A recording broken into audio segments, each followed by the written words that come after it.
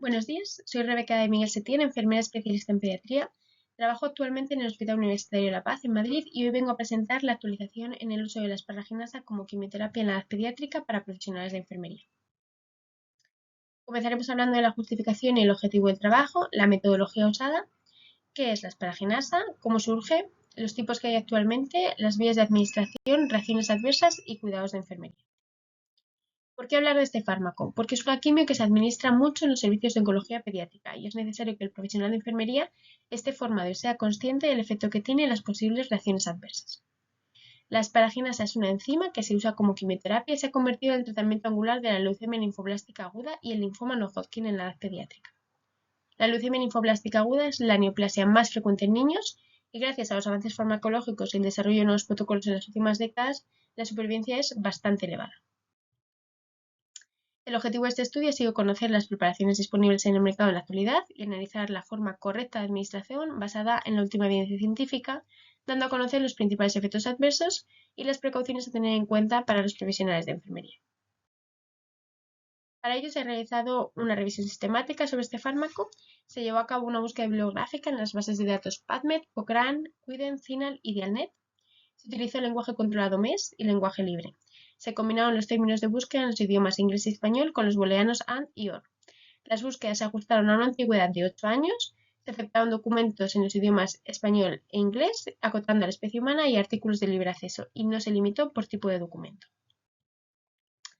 Vale, ¿qué es la asparaginasa? La asparaginasa es un componente integral de la quimioterapia multifarmacológica para el tratamiento de la leucemia linfoblástica aguda y el linfoma no Hodgkin. Para recordar un poco, la leucemia linfoblástica aguda es la proliferación clonal de células inmaduras en la médula ósea, que impide que se produzcan células sanguíneas maduras, es decir, glóbulos rojos, plaquetas y glóbulos blancos. Y en el linfoma no Hodgkin, los linfocitos no maduran de forma adecuada y afecta al sistema linfático. Para entender un poco el funcionamiento de esta quimio hay que empezar explicando qué es la asparagina. La asparagina es un aminoácido no esencial que interviene en el control metabólico de funciones celulares en tejidos nerviosos y cerebrales. Es sintetizado de forma endógena por la asparaginasa sintetasa a partir de ácido aspartico y amonio. En cuanto a las funciones que cumple en el organismo, destaca la función de la actividad cerebral, colabora en la síntesis de glucoproteínas, junto a la vitamina B6 es precursor del neurotransmisor GABA, interviene en procesos metabólicos del sistema nervioso central y juega un papel importante en la síntesis de amoníaco. Esta se puede obtener de forma endógena a partir de la asparagina sintetasa, como hemos dicho anteriormente, o de forma exógena a través de los alimentos de origen animal como productos lácteos, carnes de ternera, aves de corral, huevos, pescados o mariscos, o de origen vegetal como los espárragos, legumbres, soja, frutos secos y semillas. ¿Qué ocurre entonces con las células tumorales?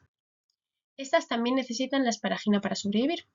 La asparagina sintetasa se encuentra en niveles subóptimos en estas células leucémicas, con lo cual no pueden producir la asparagina de forma endógena y por consiguiente solo pueden obtenerla de forma exógena. Aquí es donde entra en acción la asparaginasa, la L-asp. Es un inhibidor enzimático de la síntesis proteica.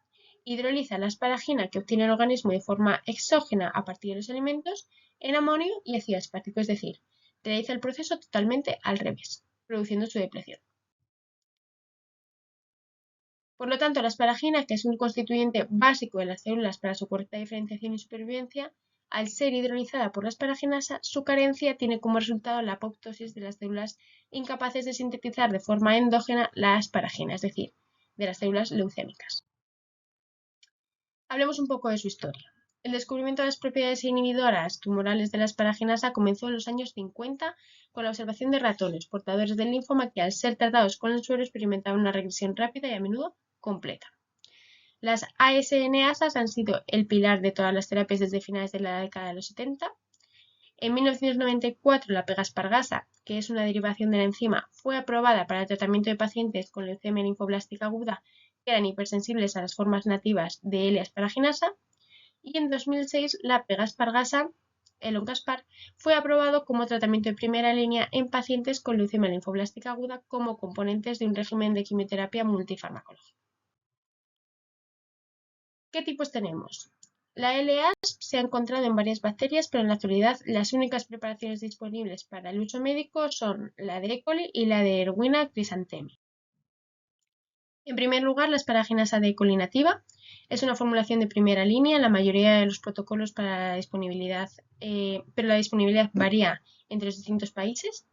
En España la más utilizada es hidrolase, con una dosis de unas 5.000-10.000 unidades cada 48 horas. En segundo lugar, la asparaginasa de Erwina, indicada para tratamiento de segunda y tercera línea en casos de hipersensibilidad a las formas derivadas de E. coli.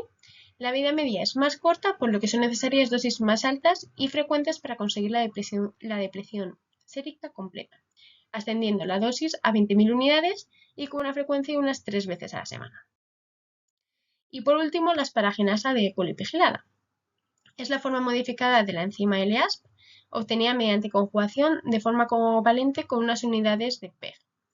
El preparado comercial se denomina Oncaspar, como he dicho anteriormente, y el objetivo de esta preparación es disminuir la inmunogenicidad y, por otro lado, disminuir la frecuencia de la administración.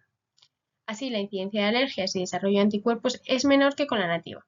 La vida media es más larga, la dosis es menor, reduciéndola a unas 1.000-2.500 unidades y disminuyendo la frecuencia de administración también, siendo cada 1-2 semanas.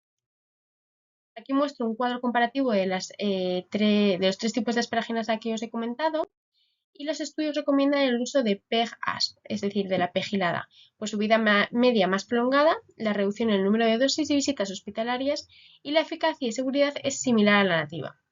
También en recaídas se ha observado una mejor respuesta con la pegilada a dosis altas semanales en comparación con la E. coli nativa. Encontramos 2 nuevas formulaciones que se encuentran en estudio. Tenemos en primer lugar la asparaginasa de E. coli recombinante.